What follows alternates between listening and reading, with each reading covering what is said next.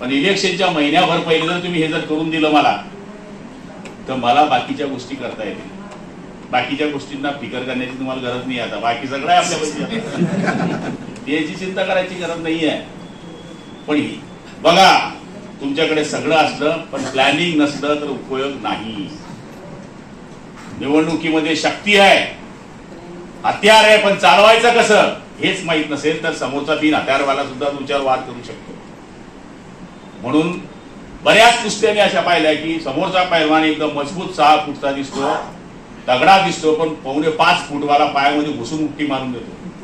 का तर त्याला डावपेच माहित असतात. म्हणून राजकारणामध्ये सुद्धा डावपेशाची अत्यावश्यक गरज आहे.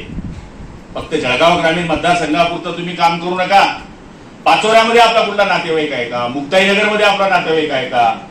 पारोळ्यामध्ये आपला नातेवाईक आहे का? चोपड्यामध्ये आपला नातेवाईक आहे का? आपली जबाबदारी ही जळगाव ग्रामीण पुरती नाहीये मित्रांनो. आपली जबाबदारी, आणि मला खात्री आहे मी म्हणजे तुम्ही आहेत आणि तुम्ही म्हणजे मी आहे. जरी आपले शरीर वेगळे वेगळे असले तरी आत्मा आपला एकच आहे असा मानणारा मी कार्यकर्ता आहे.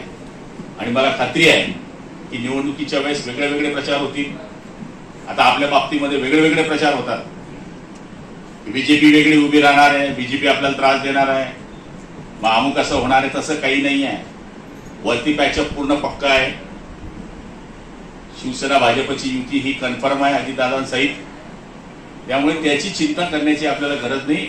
आपले दाढीवाले बाबा वरती बसले, त्यामुळे या दाढीवाल्याकडे तुम्ही बघा. वरती दाढीवाले बाबा आपलं सगळं काम बरोबर करताय. म्हणून मी आपल्याला प्रार्थना करेन की तुमचं कोणतंही काम असू दे आपण करतो.